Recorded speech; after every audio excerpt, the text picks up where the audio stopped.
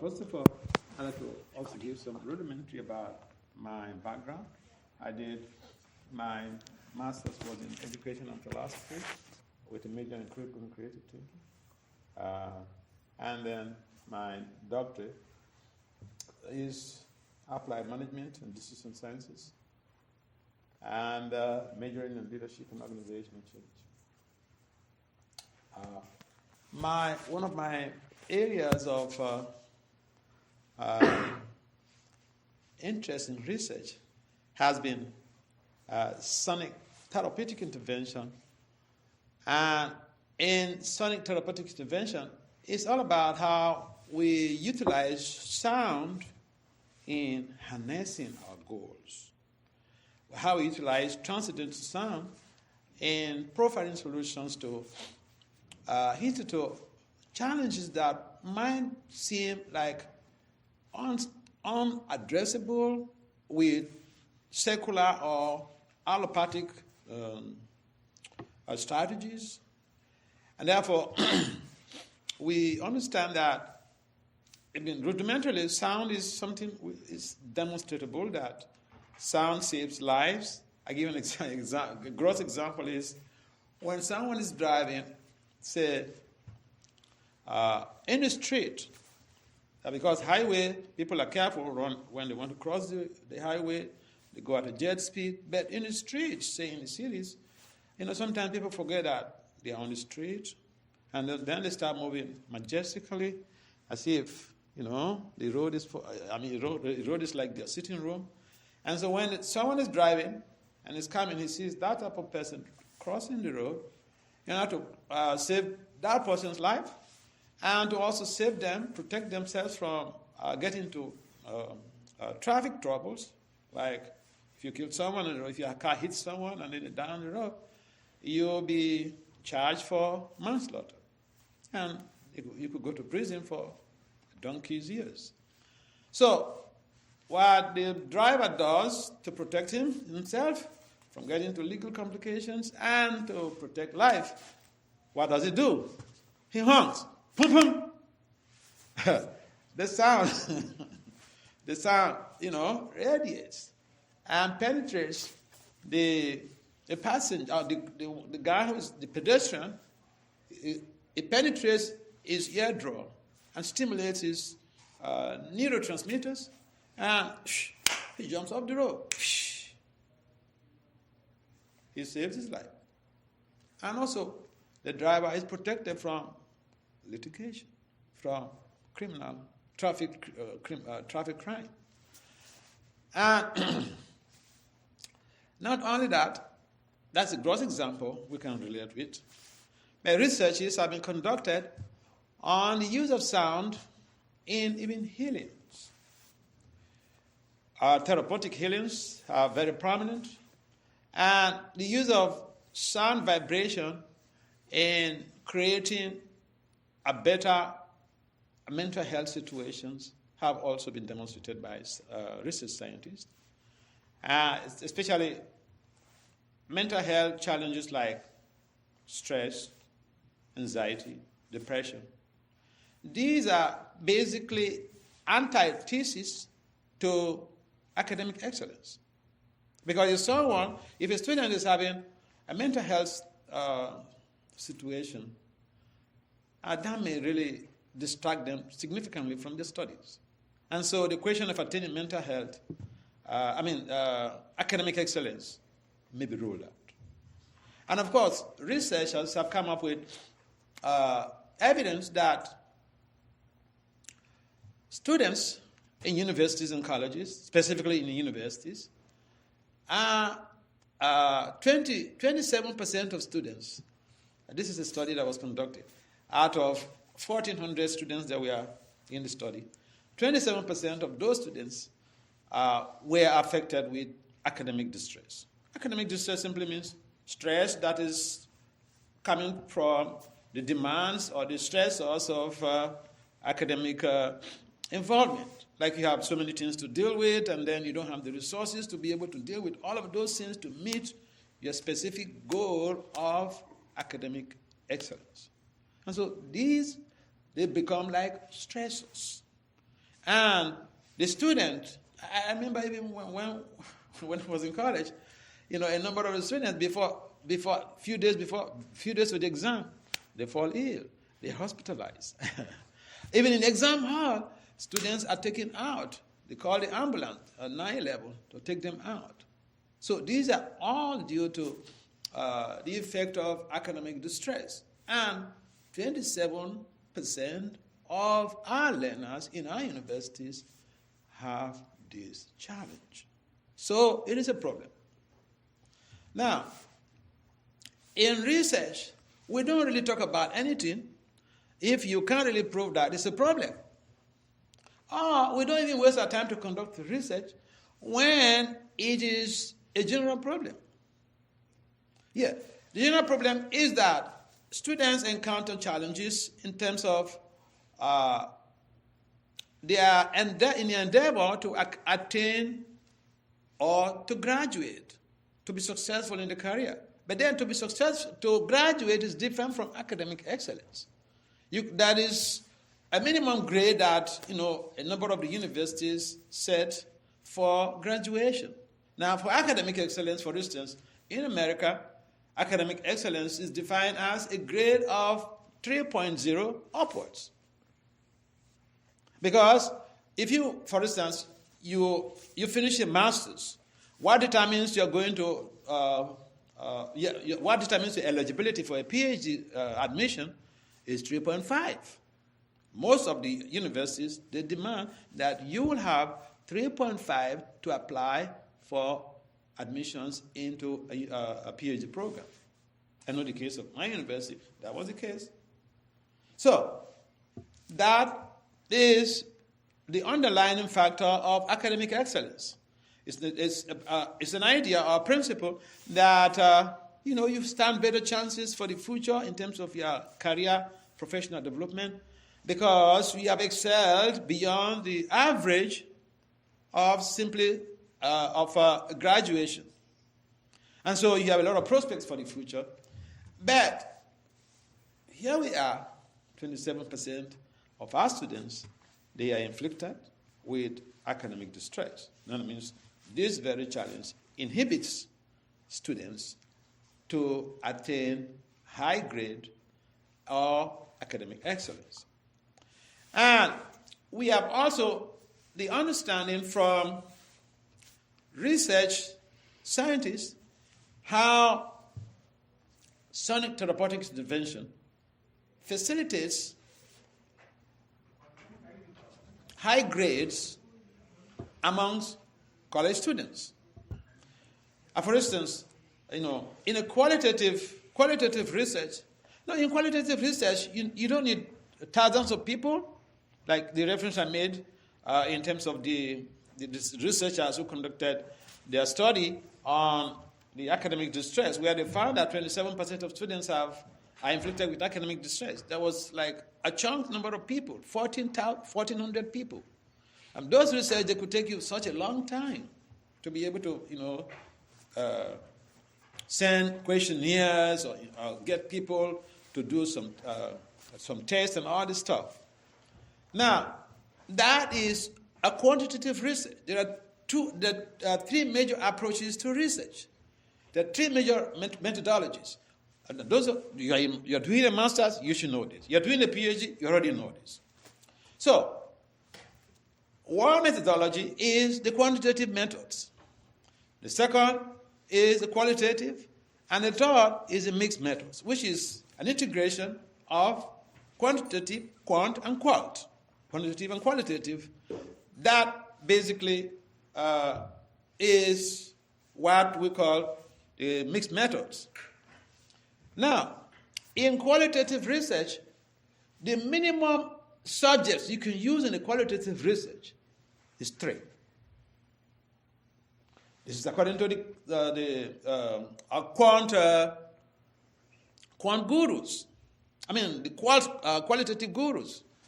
Now, in quantitative research, you need plenty people or plenty subjects to be able to get your results generalizable. Now, in a research that I also conducted, amongst PhD students. There was just about some few PhD students, more than 3. And what happens, all of them were involved in, they were practitioners of studying therapeutic intervention. Or sometimes the people in the other aisle, they call it mantra meditation. And specifically in this very research, we utilize the Hare Krishna mantra or the Hare Krishna mantra intervention in trying to determine how the study therapeutic intervention facilitates academic excellence. In other words, how it helps people in promoting their grades.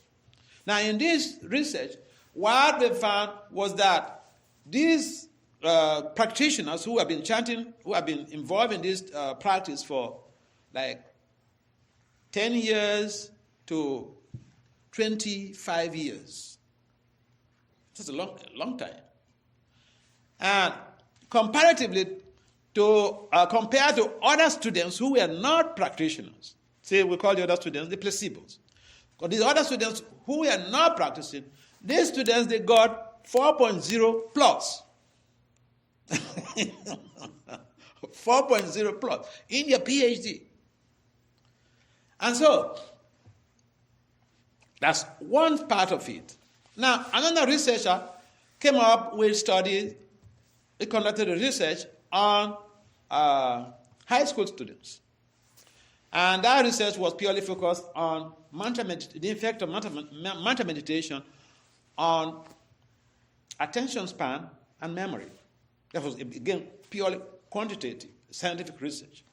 Now, he did all of that research, and at the conclusion was that mantra meditation had a positive effect on attention span and memory.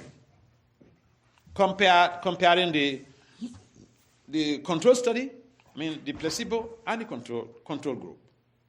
And so, this is an eye-opener for us because we can present this in a scientific way to be able to convince people that, look, this sound, the mundane sound that can even save lives on the road. By honking your car, you can save someone from being crushed with a vehicle. That same process or that same phenomenon is applicable on a higher realm, on a transcendental realm, when we involve or when we utilize transcendental sound vibrations in elevating the consciousness or elevating the activities of the neurotransmitters of the brain. In other words, this process helps in providing high cognitive skills. And so research, this is not something dogmatic. This is, you see, in management science, when we have to say something, or if in a presentation, the first question is, what is the problem you are trying to address? What is the problem that you're trying to address? If you are just coming to talk something that, a repetition of what some other people have said or what other people have, what we have heard from other people, if you're coming to tell us a story, we are not interested. This is our policy in management science. And so as a management scientist, I don't tell stories. We like to talk about scientific values and present data that could help in leveraging society for a sustainable future.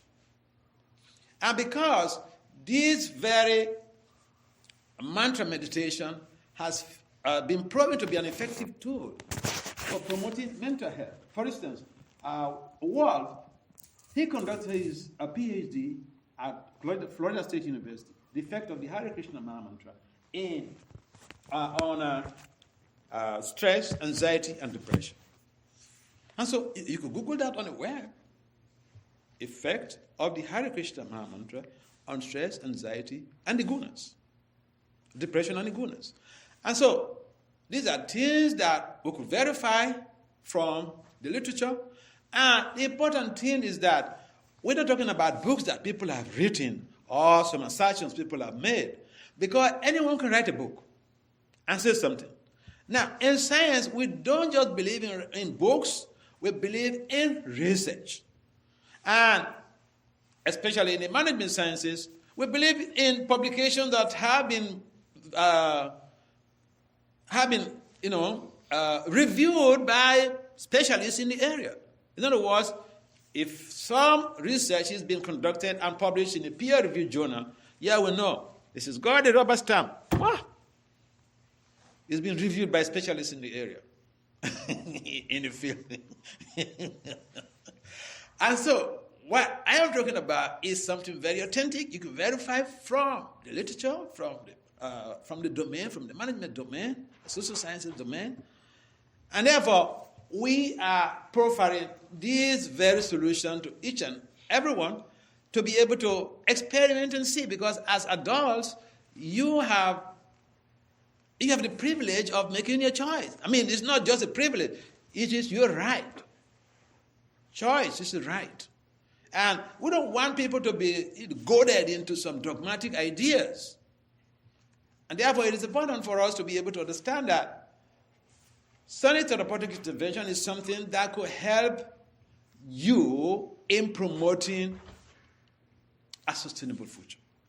And not only that, see, I have been watching what goes on with managers and leaders on the planet. And what I've observed over the years is that most of these people who are supposedly successful, who have attained the pinnacle of their professional status, they're up there and then they go down the drain within few seconds. I'll give you an example. And I like certain examples. How the deficiency of the practices that help to promote our resistance to temptations, the practices that will enhance our willpower, the practices that will enhance our self-control. When those practices are not there in our lives, we become vulnerable to a negative change of our values, of our position. So a good example is Strauss-Kahn, the 10th director for International Monetary Fund. He's a French guy, and he had a beautiful wife in France. Now he came to New York, and unfortunately for Strauss-Kahn, he got attracted to a maid in the hotel where he was residing, and the police picked him up. You know, New York, we like this type of things. People come and then they misbehave. Then, the police is there to show them, the right way. He was apprehended, arraigned before the court, prosecuted, found guilty of 3 charges. And he was dumped in Rikers Island. He was jailed in Rikers Island jail. And this is somebody who was such an intelligent person, materially speaking. If he's not intelligent, how could he have attained that status of the director for International Monetary Fund? But his career was finished. He went to jail. He lost all of his credibility overnight.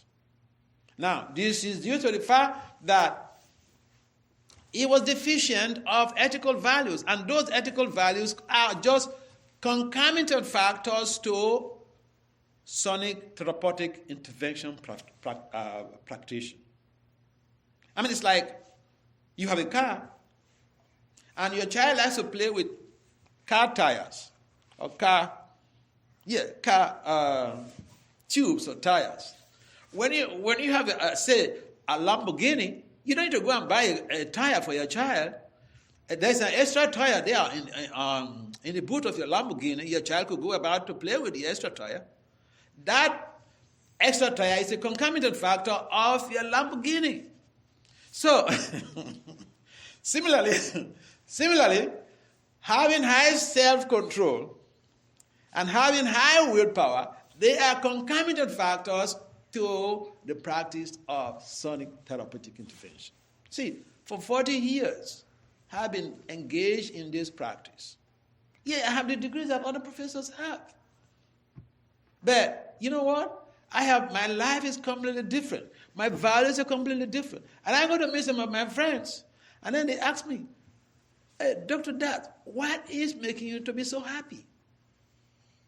So I share with them, look, I'm a practitioner of sonic therapeutic intervention. You can try it yourself and be able to figure things out.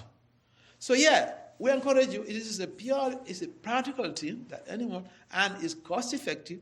We are not paying any therapist any money to come and, pay a monthly bill or whatever. Nothing like that.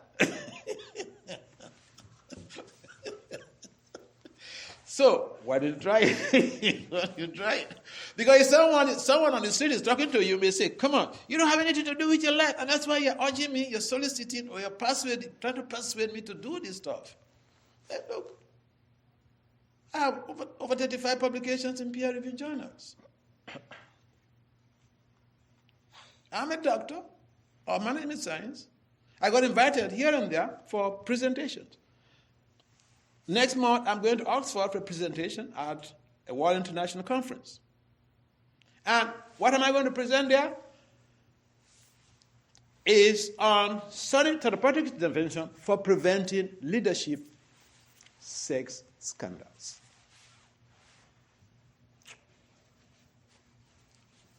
Sex scandals has ruined the career of many leaders. You see, you could be involved in sex scandals outside of America, maybe in France. What happened to Strauss-Kahn? If it was in France, no, nobody will care. Nobody will care. But in America, no. We have a high standard. So if you have to live in an American environment, you have to raise your standard. Because if you're an ordinary person, nobody will care. But once you have, I remember the case of one professor at Columbia University in New York. He was having an affair with his daughter. And then, the issue came up. Yeah, so it doesn't matter. You could have all of the high skills, but what you need to protect yourself with is something that will cost you no dime. So we'd like to stop there. Maybe you have any comments or questions.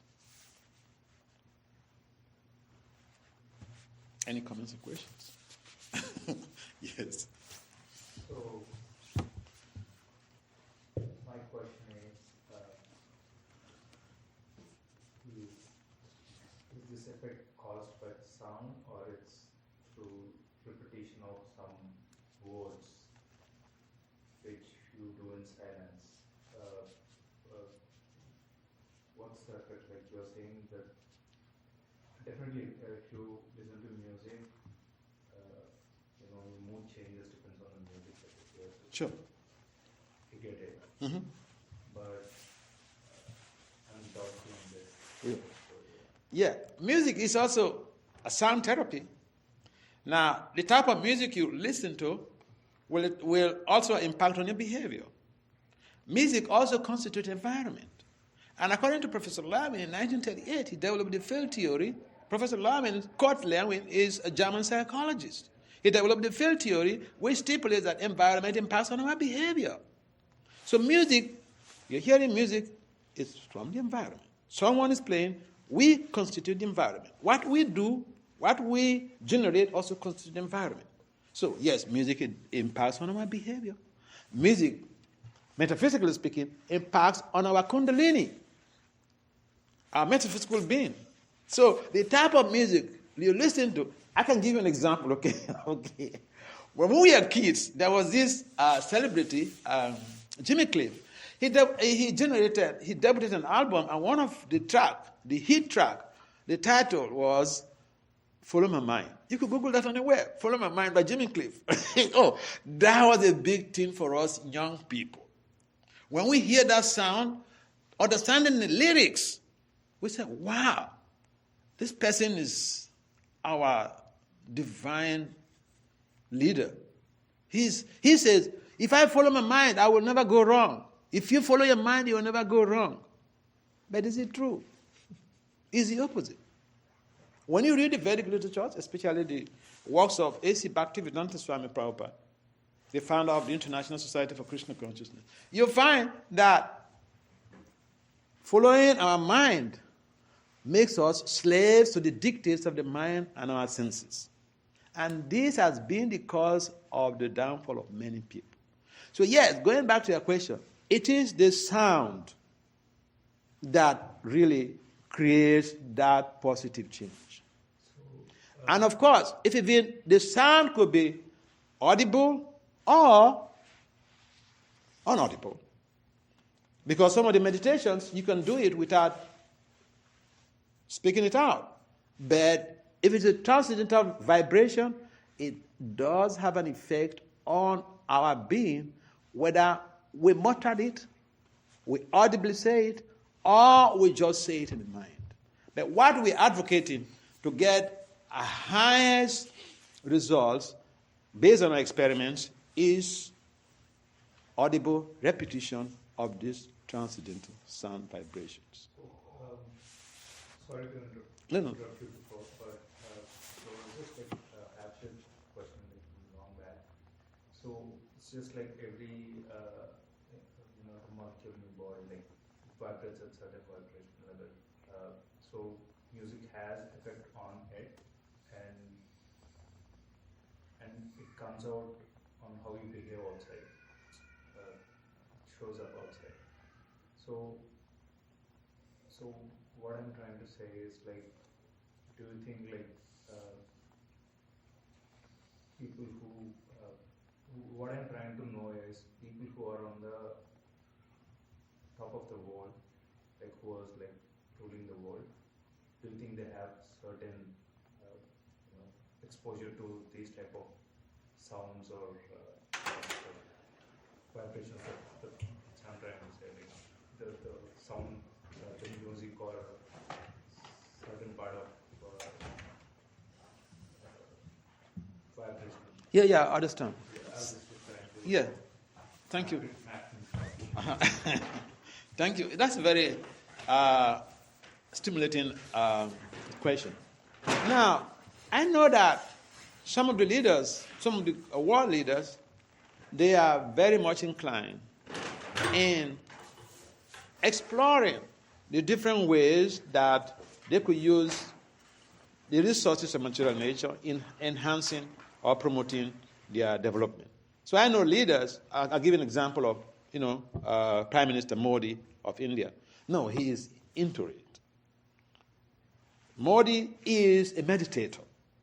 In fact, if we have leaders on this planet like Modi, the world could be so much transformed. We could gravitate towards transcendence in a way that will help in reinforcing or revamping our higher values.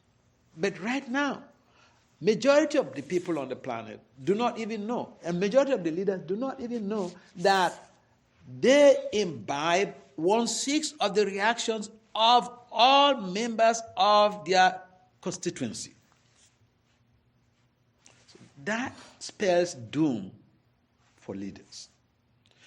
Those leaders who are involved in different ways to raise their consciousness by different type of meditation approaches and all this stuff, they have a better chance, a better opportunity to be able to raise their consciousness and also help in raising the consciousness of those around them.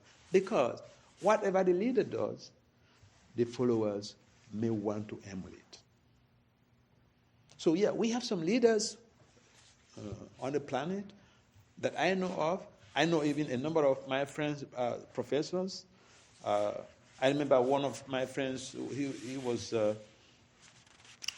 vice chancellor of a university. He was a staunch therapeutic interventionist.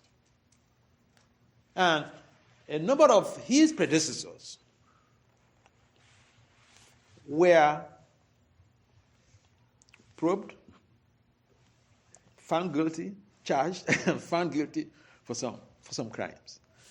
He was so ethical. He never got involved in anything.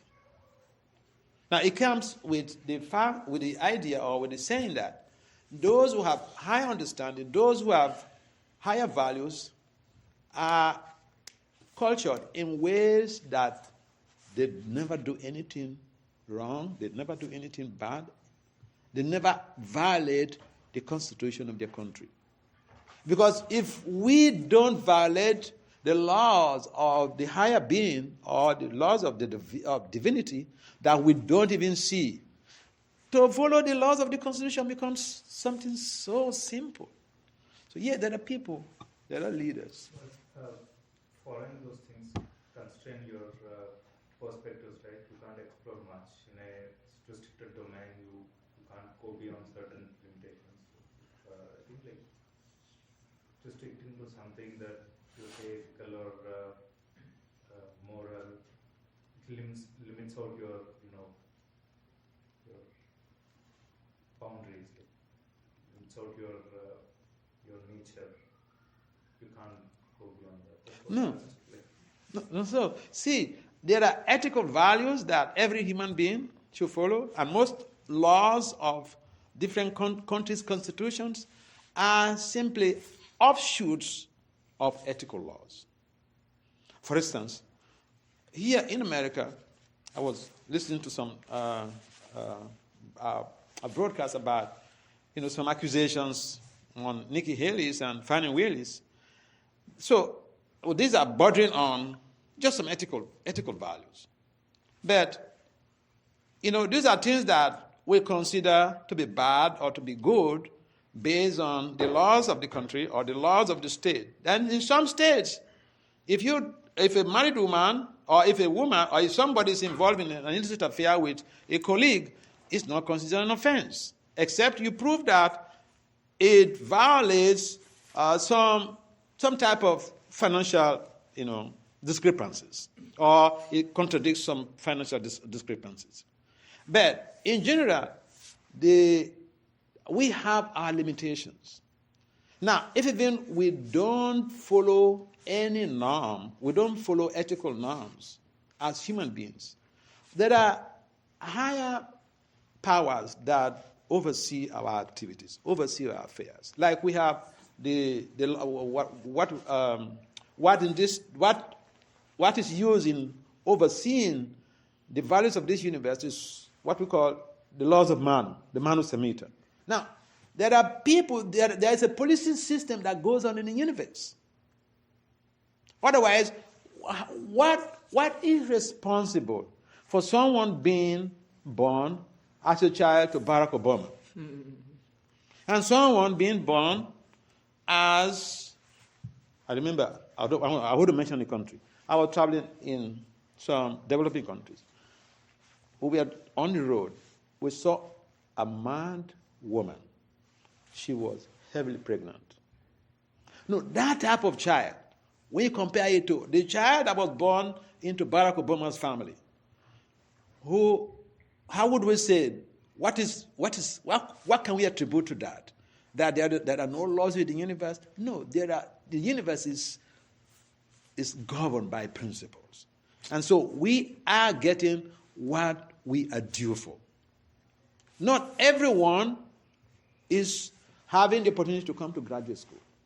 And even those coming to graduate school, not everyone has that opportunity to come to MIT or to come to do his graduate studies in Harvard or an Ivy League in the US, for instance, or Oxford. There are some people who never smelled a college campus. Why? So, let's leave that. But, getting to your point, yeah, we have limitations. So I see the correlation, what you're saying is, what you're saying is those who are rich, those who are in the higher positions, did something good, so you should be good to them. Yeah. So that's why it's like people who doesn't have a certain logical structure, they can't go beyond some, the literature, and they stick to it, and it leads to more harm than good. Exactly. So what do you think? The best thing, what do you say is like the thinking framework on this thing? Yeah. See, we would say we are we have a life to live, but even within that life, we can reformat it. It's like a hard disk. You you get a computer, and you can reformat the hard disk. Now, you may say, well, I'm fine with this computer, okay? I don't want to reformat the hard disk. Okay, it's up to you. But someone may want to reformat their hard disk to suit their purpose. So we have a life to live, but we can also live our lives in such ways that will enable a more viable, positive leverage of our future life. So it boils down to the decision making, like how you make decisions during the. That is so true. Yeah. Makes a lot of sense. Thank you. Thank you. Any other comments? Yes.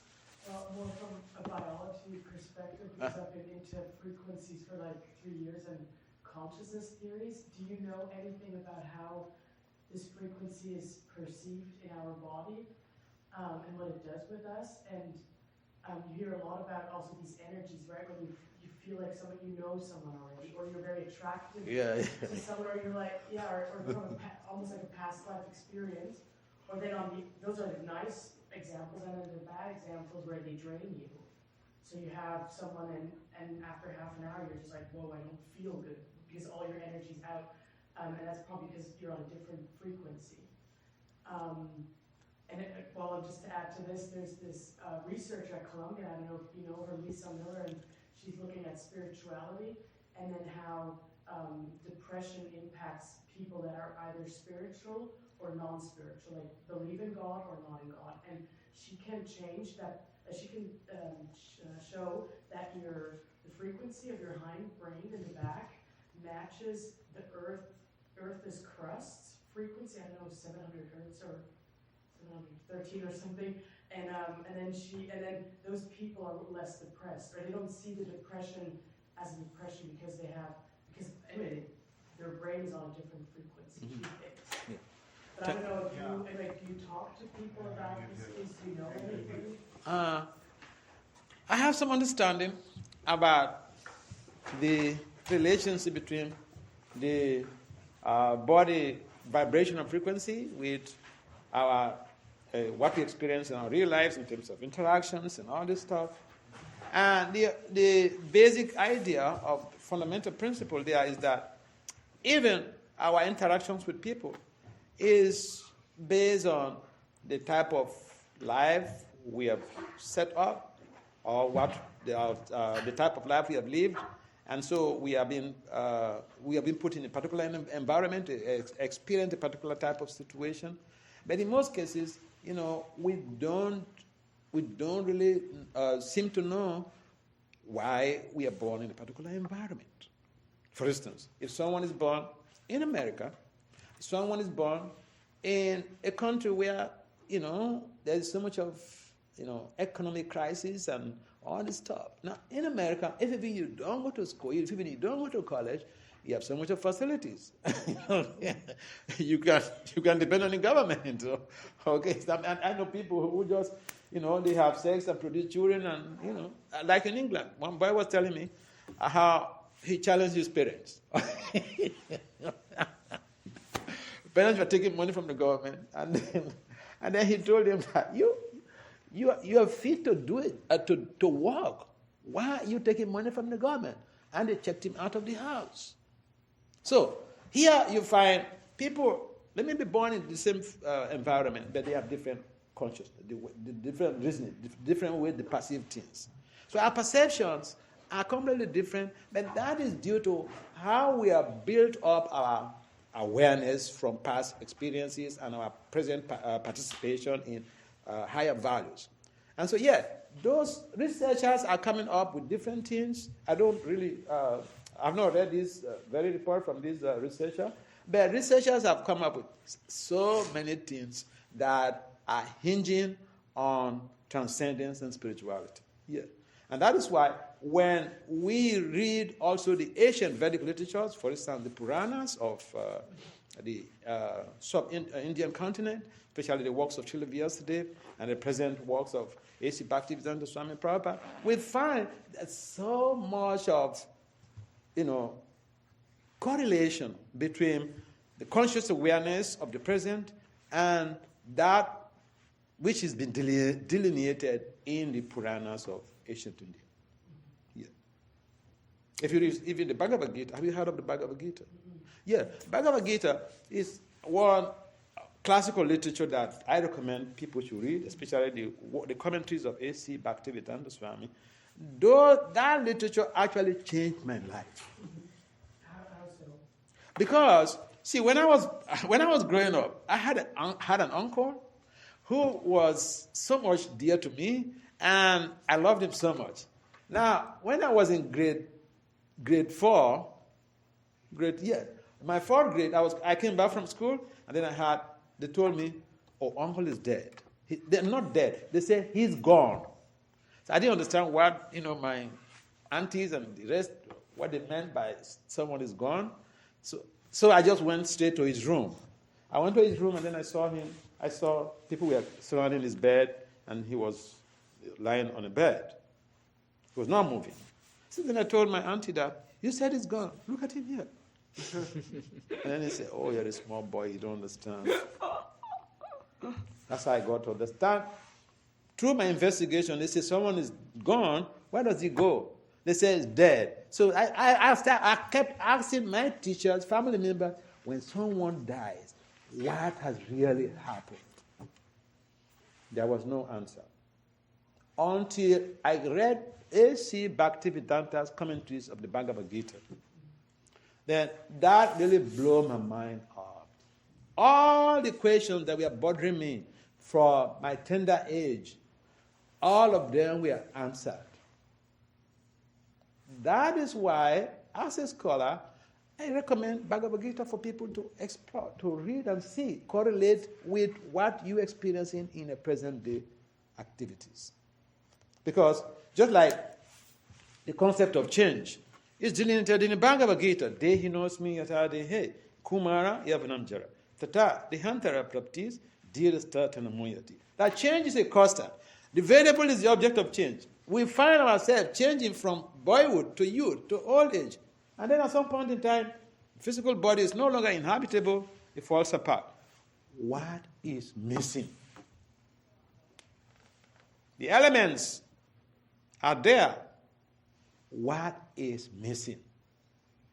That's where we are still groping to figure out.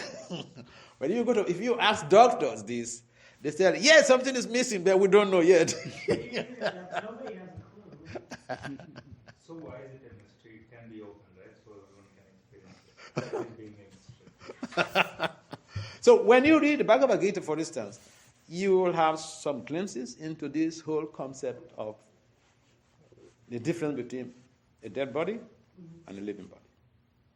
Because also, psychologists have done researches and proven the validity of life after death, for instance, reincarnation. So much of research has been conducted on life after death, and that has become like an acceptable phenomenon even in the sciences. So, yeah, we need to know we need to investigate much more about our being. Because there are some of the things that we need to know that could help us buttress our learning process, buttress our attempt to protect ourselves from becoming a statistics. Because many people, they go to the top of the pinnacle of their profession, they become a statistics. We intelligent people should strategize ways to avoid being a statistics. And one of those ways is to explore the teachings of the Bhagavad Gita.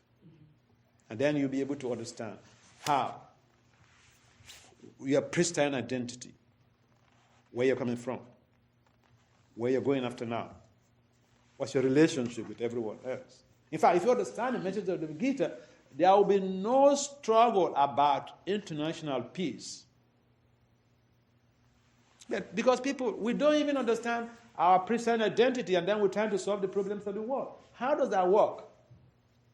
If I see you as a white woman, and I see myself as a black man, basically, I will see you like a threat to me. But if I see you as a transcendental entity, spiritual entity, wearing a white jacket, no, I can be free with you. We are one family. But we need to teach this. Yeah. But going to these universities, I've been living in 2 different continents everywhere. Nobody teaches how to be human or how to have a soul. We all want to look good. We all want to have this brilliant mind. But then what is this here constantly talking to you? I got you. I got you. This is the whole thing. This is the whole thing. If we have that fundamental knowledge, that will help us to build a very sustainable society.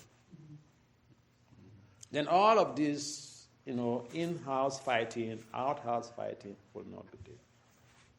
So yeah, you're right. So I recommend you guys, see, I think I am somebody that you can convince anybody here. You are all scholars, okay? So if you see someone on the street coming to talk to you, you say, this guy, he doesn't have anything to do with his life. So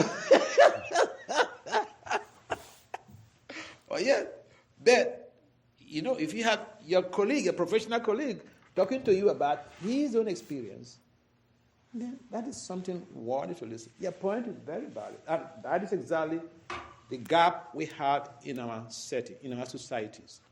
That teaching is not being emphasized, it's not being delineated, it's not being propagated. Therefore, we have all of these conflicts right from the family to the community to the societies to the nation. So you're right. So to arrange for Bhagavad Gita for this year. Yeah, sure. Thank you for teaching. You're welcome. We need more. Yeah, I give you my contact. You can reach out to me. And these boys, they're been into this system for a long time, and they could also help. They live in Boston here. I'm going out from Boston on Saturday to New Jersey. From New Jersey, I'm going to London. And then from London, I'll be traveling to Southeast Asia. I will come back to America maybe late April or early May. And I hope to be able to come back to Boston. But, I give you my contact. And then these guys, I want them to also give you that book I was referring to, Classical Literature, Bhagavad Gita. Yeah, any other comments or questions? And just in case you're feeling shy to ask a question, you could take my email, v16108@outlook.com.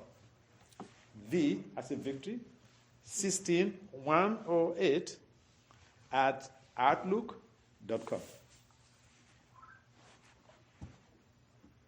All right, in the absence of any other comments or questions, we'd like to adjourn this meeting. Thank you very much again for participating. I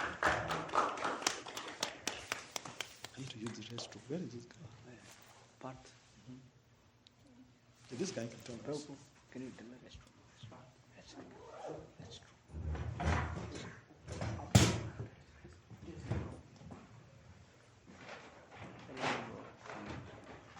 Did you like it?